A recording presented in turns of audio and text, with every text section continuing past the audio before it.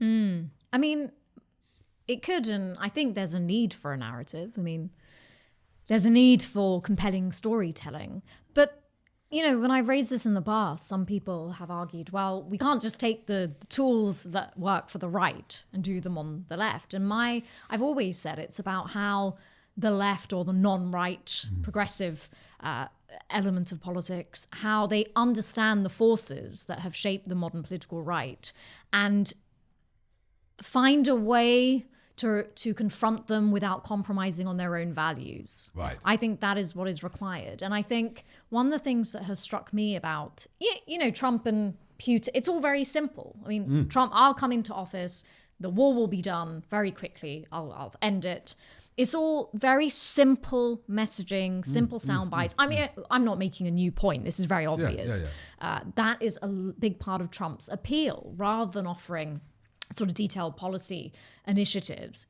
We'll build the wall. We're going to deport lots of people. We are going to do America first. And it's very easy for people to understand. And one of the things that I've been thinking about recently is, actually the reality is we live in an increasingly complex world, but we also live in a political culture in which we are increasingly encouraged to be simplified in the ways in which we even think about what is going on around us. And so I don't think the solution for the non-right element of the political spectrum is just to adopt simple sound bites and, easy narratives. I think it has to be in some grounding of the complexity of the world. And actually, there are many different things going on. There are conflicting and contradictory issues that need to be teased out often. But how do politicians on the left make those arguments in a way that is compelling? Because as it stands, what is compelling is the simple sound bites, the simple narratives, which are very clear to people who don't predominantly see politics as about politics. It's not central to their lives. And so if it's a peripheral issue, which is just sort of going on around them, and occasionally they're asked to vote, well, then the simple, clear messaging is what they're going to pick up on. So where is the room even for complexity? And I would argue that is one of the ultimate wins of the modern political right, is to close the space in which nuance and ambiguity and complexity can even sit. And I don't see any way currently in which this is being confronted by people of more progressive and left-leaning politics. You and I probably abhor the way that Labour are using the migrant debate and sort of echoing. But that aside, some of the key claims of both Brexit and MAGA, drain the swamp, take back control, resonated with people, especially after 2008, because they felt elites had taken over, their wages were flatlining. I mean, it's always incredible that we hardly ever mention the financial crisis of 2008 and what a schism it caused. But capitalism failed. It was such a moment. But the idea that capitalism was a reward for hard work failed when they bailed out billionaires and we had to pay for them. Which is inherently seen as unfair. And showed that capitalism was rescued by the state. I mean, it's socialism, communism for the rich, right? And so it just proved that capitalism, that free market neoliberalism didn't work. And yet the gains of that redistribution, it was distribution upwards, and the sense of elites being in control and competing elites, and let's blame.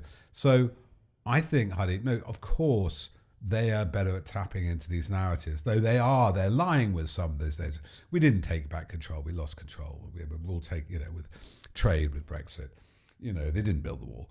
They didn't drain the swamp. In fact, the swamp's got swampier. If you look at all those rich people and billionaires and Musk contracts, all that.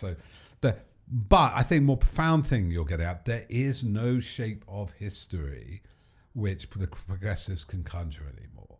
So the right, they have recurrently stories of 30s, from the fascist right. Capitalism doesn't work. It's run by Jews.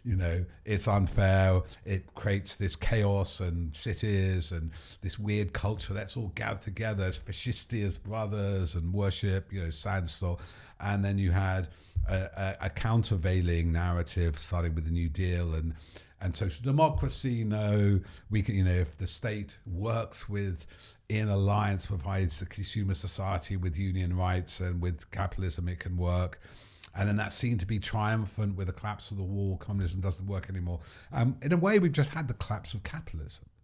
And it's promised to redistribute at some point to everybody. The consumer society we'll all become a little bit richer.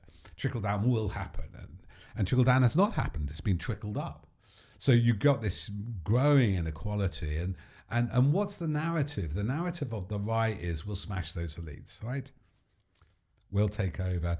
Don't trust them. Bankers, globalists. It's all that, they go to war.